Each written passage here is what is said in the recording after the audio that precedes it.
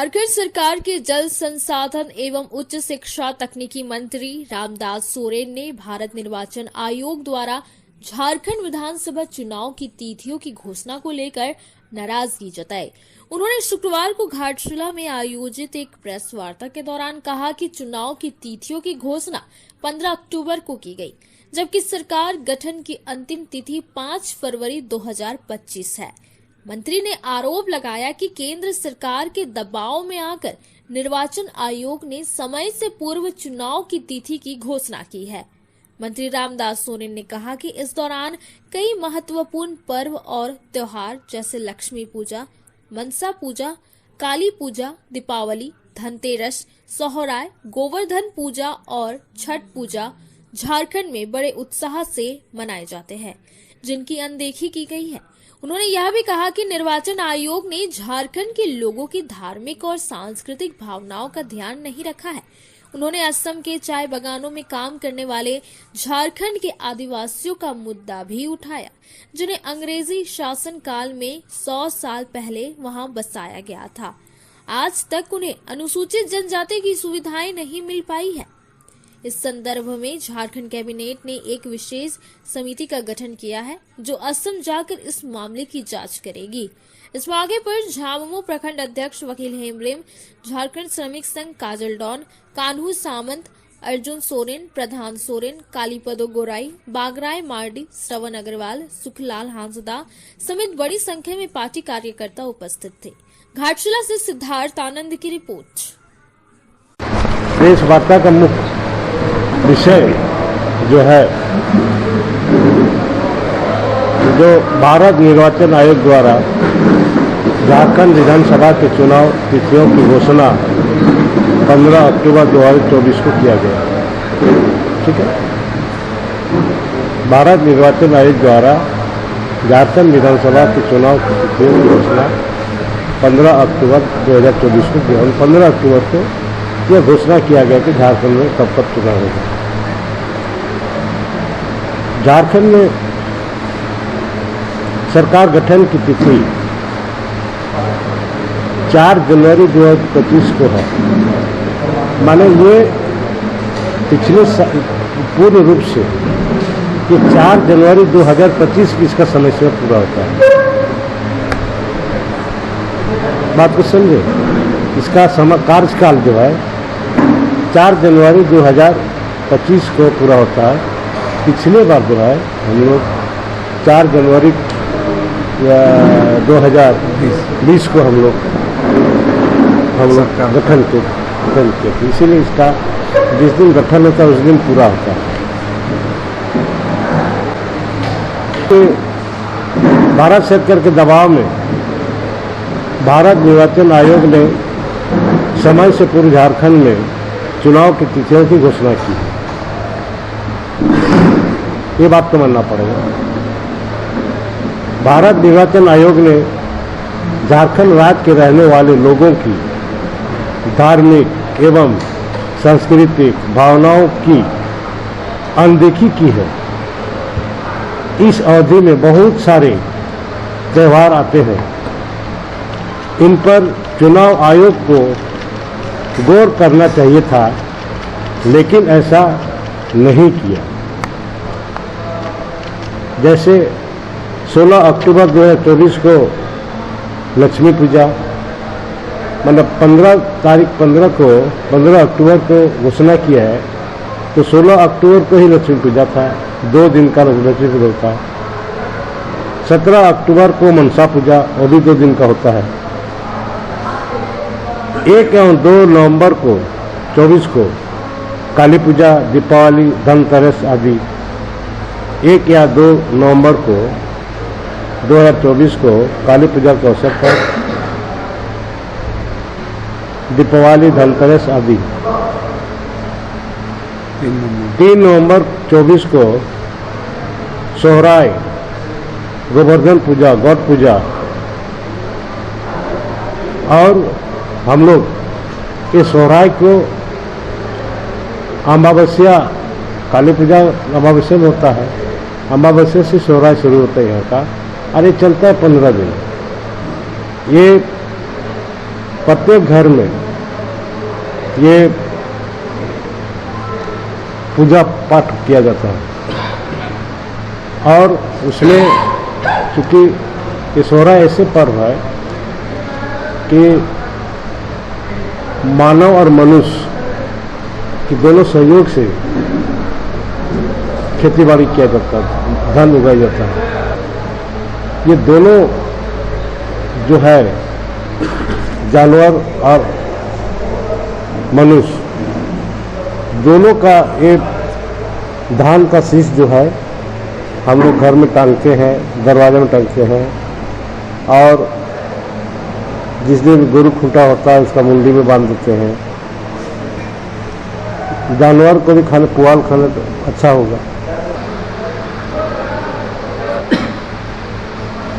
छठ 5 अक्टूबर 24 को है, जिसमें छठ में भी त्योहार नहाए खाए, खरनाना और शाम का अर्थ, सुबह का अर्थ और एक ऐसे पर्व है बल्कि बहुत व्रतधारी है, उसको बहुत कड़ाई से मानते हैं।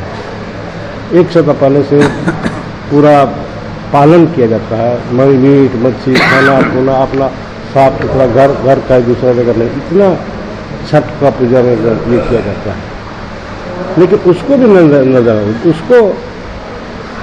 उसको भी मैंने उसको नज़रअंदाज किया है। आज इसलिए हम ये कहना चाहेंगे आज के समय पर, चाहे किसी का भी दिशा निर्देश जो भी है, ये जो चुनाव आयोग द्वारा घोषित किया गया है, निश्चित तौर पर इसको समय को, क्योंकि ये हमारा ये में है,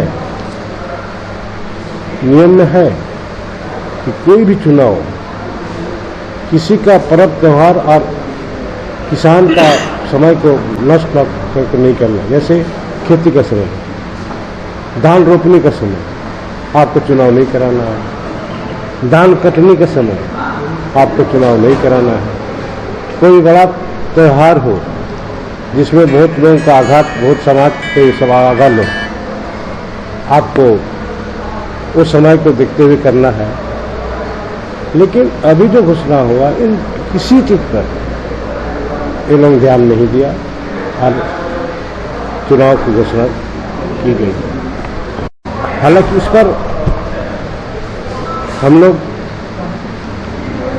ये मुझे लगता है कि किसी न किसी रूप से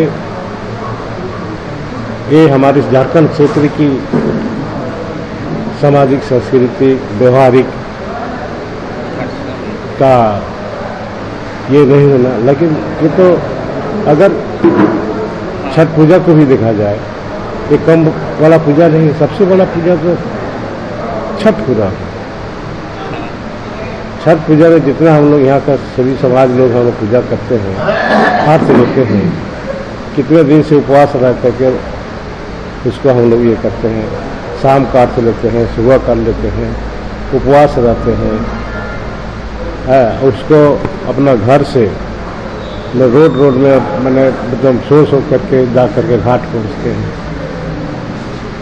और उसी तरह हमारा सोहराय भी है। सोहराय एक से पर्व है कि धान कटिंग का समय में हम पूरा उसको 1 सप्ताह 15 दिन तक सोहराय मनाते हैं। सब जो भी हो, घोषणा किया है, ये इसको ध्यान में रखते हुए करना चाहिए। जो नहीं किया, उनका मनसा कुछ भी हो सकता, अलग बात है, लेकिन हमारा तो कहने को बोलने का राइट है। ये चीज़ को देखो, जबकि हम पहले भी किया, इसका समय 4 जनवरी 25 था। अगर मान लीजिए छठ पूजा के बाद ही शुरू हो जाता है तो क्या दिक्कत है? कुछ नहीं होता। हालांकि अभी बोलने से कुछ नहीं होगा, जो होना था हो गया, लेकिन ये सब नहीं होना चाहिए। दूसरा यह बात है कि आज आसाम में 100 वर्षों से पहले झारखंड के आदिवासियों को जिन्हें अंग्रेज शासन काल होने से ले जा करके बसाया गया है।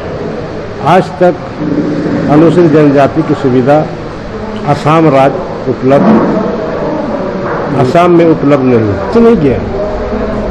अंग्रेजों ने जबरन की किया और पूरा परिवार के साथ आपको जाना है, वहाँ पर चाय बागान में काम करना है। अंग्रेजों ने जबरन यहाँ के आदिवासियों को असम में चाय बागान में काम कराने के लिए। आज इसी पर झारखंड सरकार ने, ये हम लोग मंत्रिमंडल विगत कैबिनेट बैठक में हम लोग निर्णय लिए हैं, कैबिनेट बैठक में हम लोग निर्णय लिया कि हम इस राज्य में एक उच्च स्तरीय कमेटी बनाएंगे और जिस पर सारे इस राज्य के जो भी मैंने उच्च स्तरीय कमेटी में उसकी हमारे विभाग की मंत्री जो आदिवासी गए हैं तो आदिवासी विभाग का मंत्री अध्यक्षता में कमेटी गठित होगी और इसको कमेटी गठित करने के बाद सभी तरह का लोग वो सदस्य बनाए जाए। उस कैबिनेट में ये निर्णय लिया गया कि हम लोग उच्च स्तरीय कमेटी गठित करेंगे, विभागीय मंत्री की अध्यक्षता में कमेटी बनेगी और सभी जैसे रिटायर्ड जज या स्कूल का कॉलेज का प्रोफेसर, इनसे बुद्धिजीवी, डॉक्टर, इस तरह का एक बड़ी कमेटी बनेगी। वह कमेटी असम जाएगी। असम जा करके ये जांच करेगी जब 100 वर्ष से ज़्यादा यहाँ के आदिवासी असम में गए हैं, उसको अभी तक आदिवासी का दर्जा क्यों नहीं मिला। ये तो हमारा इंडिया का बाहर नहीं, इंडिया में ही है।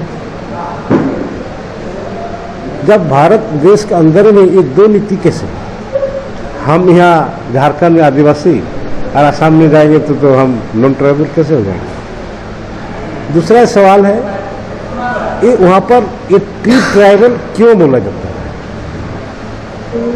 कमेटी जांच करी, ये यहाँ का आदिवासी है और वहाँ पर ट्री ट्राइबल क्यों बोला जाता है। ये कमेटी जांच करी जस्ती और ये जांच रिपोर्ट कर सारे सरकार को देगी, रिपोर्ट जमा करनी। ये एक जगह का आदिवासी जो दूसरी जगह रोजगार के लिए जाता है उसका तो जाति नहीं बदलता है। जाति बदलना भी नहीं चाहिए, अगर ऐसा तो गलत होगा। इसीलिए उच्च स्तर कमेटी जांच करेगी वहाँ ट्री ट्राइबल क्यों बोला जाता है। वहाँ पर 100 वर्ष से ज़्यादा हो रहा है, वहाँ पर आदिवासी के नाम से जाति प्रमाण पत्र नहीं बन रहा है। आज भी वहाँ का आदिवासी को जनरल कैटेगरी में रखा जाता है। और आज सबसे बड़ी दुखदायी बात है, वहाँ का आदिवासियों को ना राज्य सरकार का सुविधा मिल रहा है ना भारत सरकार का सुविधा मिल रहा है। कि राज्य सरकार का सुविधा इसलिए नहीं मिल रहा है, राज्य का जो वैकेंसी निकलता है वो आदिवासी है नहीं, आरक्षण सुविधा नहीं मिल रहा है। राज्य सरकार का आरक्षण सुविधा नहीं मिल रहा है।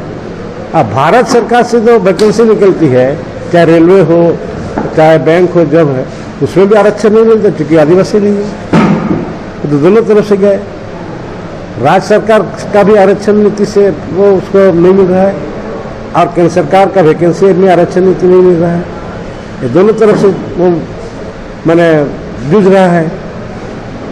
इसलिए हमारा जो पिछले दिन कैबिनेट में हम लोग निर्णय लिए हैं, उच्च स्तरीय कमेटी आसाम में जाकर सरकार से बात करेगी कि ये जो है यहाँ का आदिवासियों को आप ट्री ट्राइबल क्यों बोला जाता है, क्यों आप बोल रहे हैं और आदिवासी जाति प्रमाण पत्र क्यों नहीं बना रहे हैं। और इसको ये जानबूझ करके आरक्षण से आप ये करके रखे हैं, आरक्षण से आउट करके रखे हैं।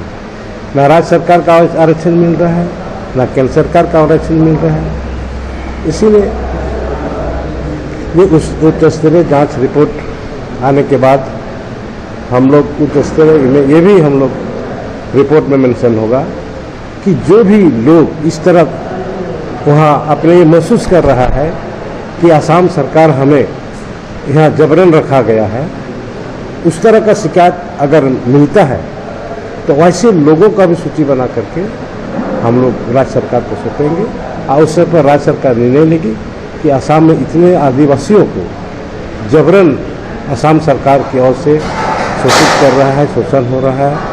वह महसूस करें कि हमको हक अधिकार हमारा नहीं मिल रहा है। पूरा देश में जब आदिवासी का सूची में पूरा देश लागू होना चाहिए।